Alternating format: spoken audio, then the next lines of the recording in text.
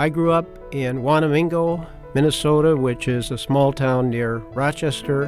When I was a senior in high school, I actually was thinking of going to St. Olaf. I ran into the principal of the high school one day, and he asked me what my career plans were.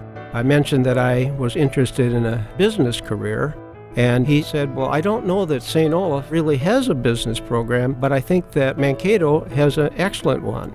During my freshman, sophomore, junior year, I worked part-time at the Dakota Iron Store, and Red Hawes was the manager of the Dakota Iron Store in Mankato. So I got to know the Hawes family, Mrs. Hawes, Red Hawes and his family, and they were actually very pivotal in influencing me and supporting me while I was at Mankato.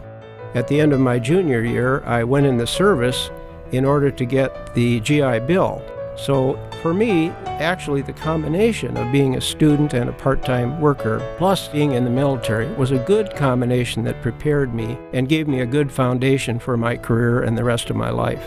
The experience I had with one of my instructors, Hazel Flood, stands out in my experience. Again, she was an excellent teacher, but also had this special interest in me and kind of awakened in me the idea that I could be competent, that I could achieve something. And so I remember her with great fondness. And Roy B. Moore, he also took an interest in me, and I recall working with him in the various activities that had to do with writing sports material. After I graduated from MSU and completed my master's degree, the president of Jackson Community College, then called Jackson Junior College, came to the University of Iowa and offered a position to me as a business instructor.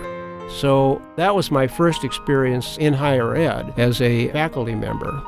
Very quickly, once I arrived, I knew that I wanted community colleges to be my career. So I enrolled in the doctoral program in community college leadership at Michigan State University.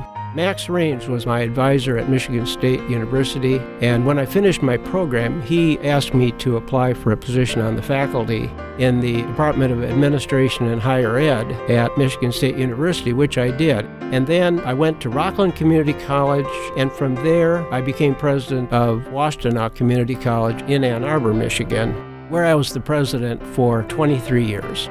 When I retired in 1998 from Washtenaw, I formed my own consulting firm, which I've been doing now for probably 12 years. I have received a number of awards. Probably the most significant one is when I retired at Washtenaw Community College, the Board of Trustees named the new library after me, the Gunder Myran building.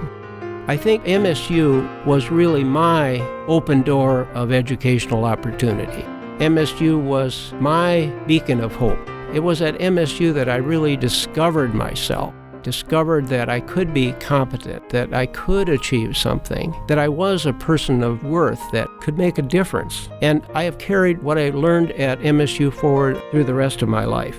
I certainly want to recognize my wife, Marlis. We celebrated our 50th wedding anniversary 2 years ago. She has been my support in all of my career moves. We have 3 sons, Craig, Steve, and Mark, and we have 10 grandchildren.